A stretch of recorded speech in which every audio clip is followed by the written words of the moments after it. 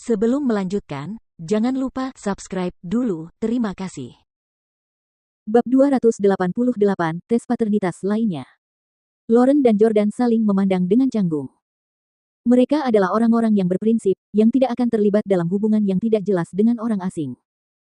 Namun pada akhirnya, keduanya akhirnya berbaring di tanah dengan Clue di tengah. Mereka memutuskan untuk menidurkan gadis kecil itu terlebih dahulu. Jordan kemudian kembali ke kamarnya untuk beristirahat.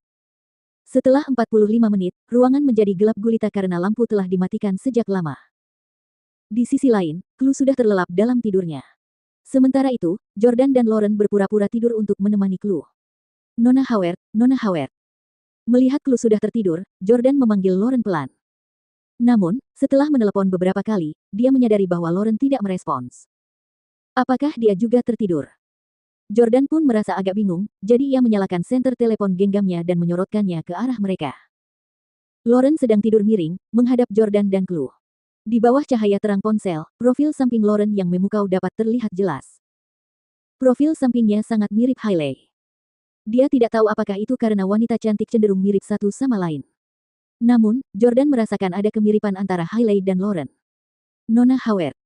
Jordan mengulurkan tangannya dan menyentuh lengan Lauren yang terbuka. Karena dia mengenakan piyama, Jordan tidak menyentuh kulitnya. Namun, hal itu membuat Jordan bingung karena dia sudah tahu bahwa Lauren sama sekali tidak tertidur. Dia jelas tidak tidur, jadi mengapa dia tidak menanggapi saat aku memanggil namanya? Jordan dengan saksama mengamati ekspresi Lauren dan mendapati bahwa dia terengah-engah karena gugup ketika dia menyentuhnya. Tiba-tiba, Jordan teringat terakhir kali mereka berdua bertemu di kafe nostalgia di New York.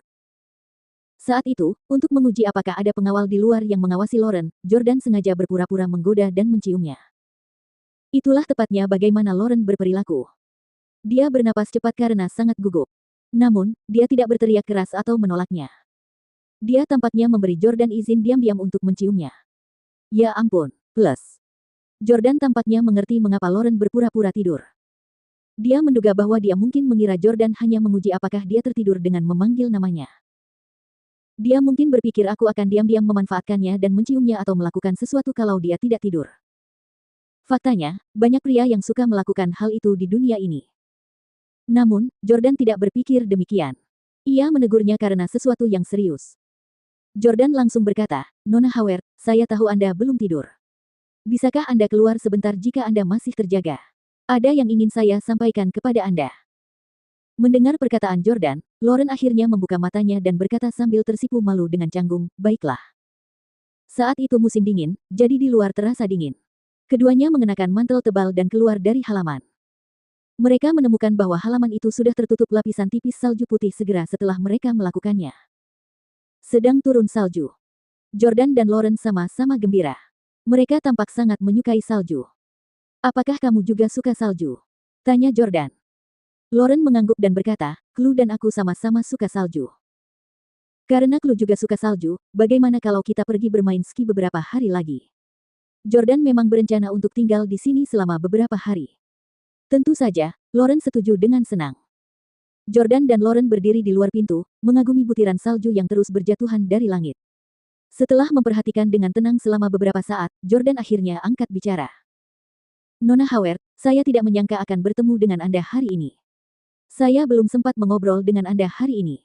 Ada banyak hal yang ingin saya tanyakan. Lauren memasukkan kedua tangannya ke dalam saku dan berkata, silakan.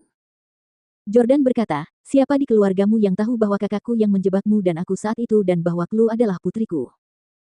Jordan menduga bahwa sebagian besar keluarga Howard tidak mengetahui masalah ini. Yah, setidaknya, sang juru mudi mungkin belum mengetahuinya. Kalau saja keluarga Howard tahu bahwa dialah yang telah menodai Lauren, mereka pasti sudah mengutus seseorang untuk membunuhnya sejak lama.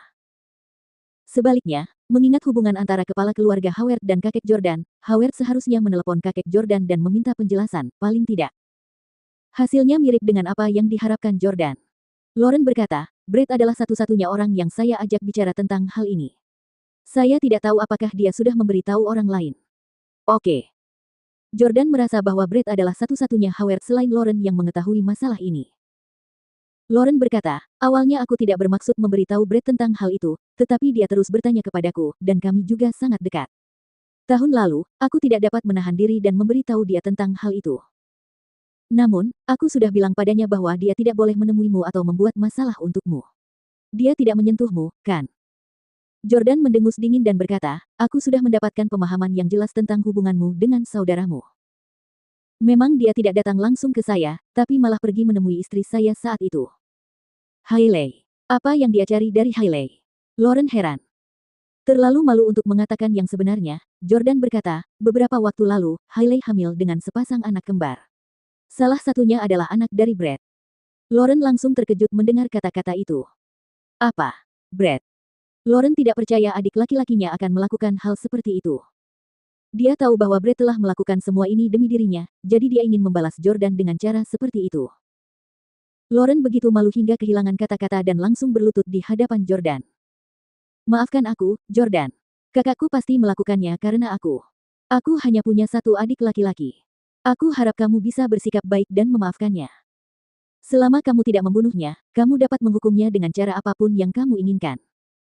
Lauren jelas tahu betapa kuatnya keluarga Stelle.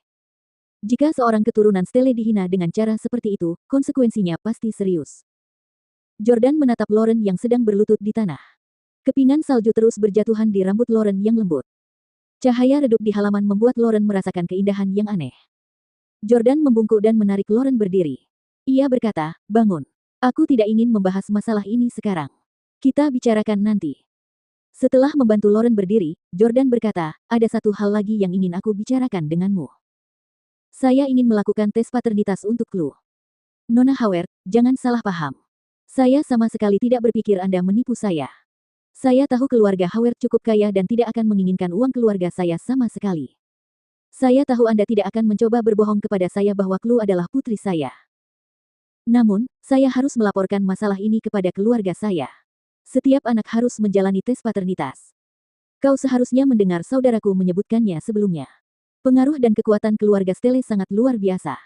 Membiarkan Lu bersatu kembali dengan keluarga Stelle akan baik untuk masa depannya. Jordan tidak meragukan bahwa Lu adalah putri kandungnya karena dia memiliki komunikasi telepati dengannya. Namun, Jordan sedikit takut setelah kejadian dengan Hailey. Ia akan merasa jauh lebih lega setelah menjalani tes. Lauren memikirkannya sejenak dan berkata kepada Jordan, tentu saja.